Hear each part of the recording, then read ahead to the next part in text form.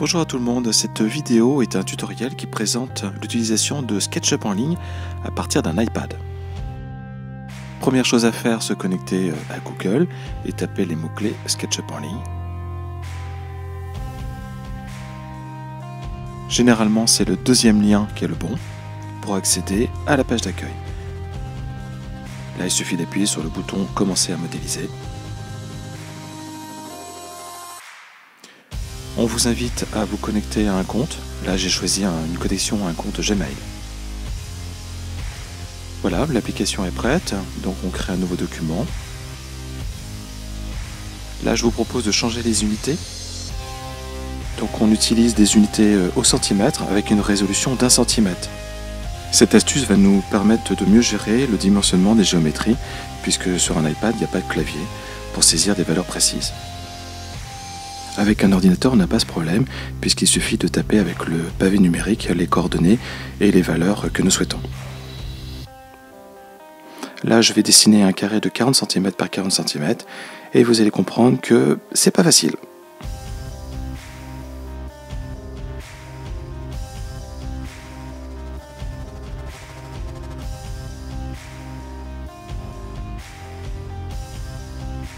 Voilà, le carré est enfin terminé. C'est pas évident, on recentre un petit peu le carré sur l'écran de façon à bien le visualiser.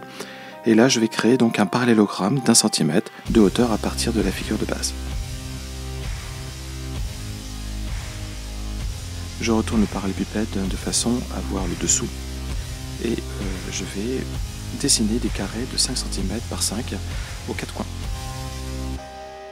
Ceci va constituer la base pour les 4 pieds de la chaise. Donc là, c'est toujours difficile de gérer précisément les dimensions avec l'écran tactile, mais comme la définition est d'1 centimètre, c'est un petit peu plus aisé.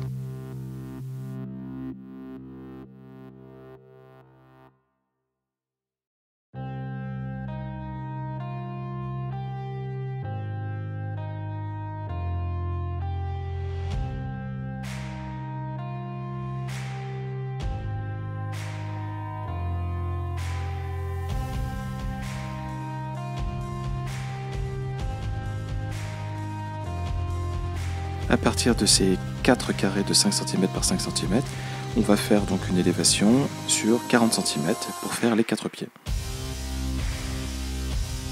Là, on utilise la commande pousser-tirer, là en l'occurrence tirer, pour faire les 4 pieds en volume. Donc il y a juste besoin de précision sur le premier pied. Une fois que le premier pied est fait, on peut s'appuyer sur les pieds précédents pour caler sur la bonne mesure. Là, on retourne le modèle de façon à retrouver l'assise. Et nous allons construire le dossier. Pour faire le dossier, je vous propose d'utiliser l'outil mètre de façon à fabriquer une ligne de construction située à 2 cm du fond de la chaise.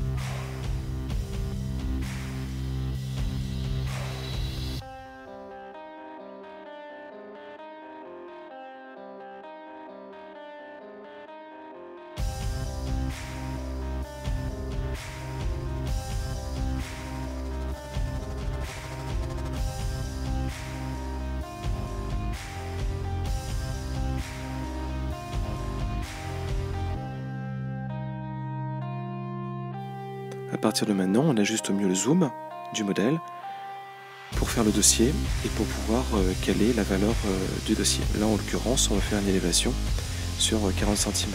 Donc il faut quand même que l'écran soit suffisamment dégagé pour que le doigt arrive à accéder à cette valeur-là.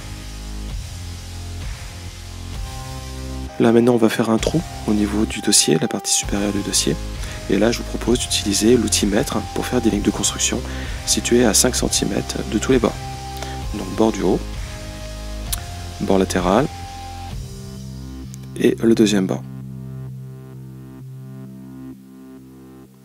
Voilà, je complète ensuite avec une ligne de construction à 5 cm de façon à délimiter la zone qui va être percée.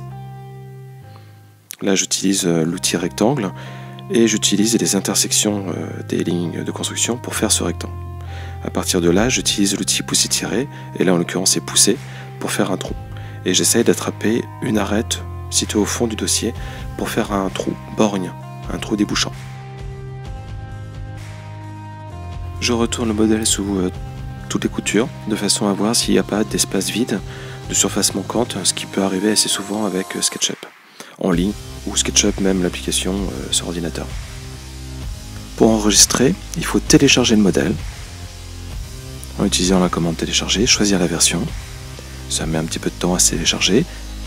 Une fois que c'est fait, avec son doigt on appuie sur les options et là on choisit l'option que l'on souhaite. Là en l'occurrence je choisis d'envoyer le modèle 3D via un mail.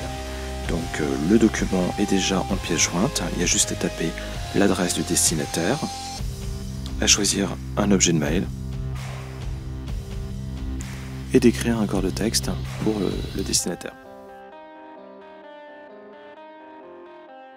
Voilà, ce tutoriel est terminé. Au revoir, à bientôt.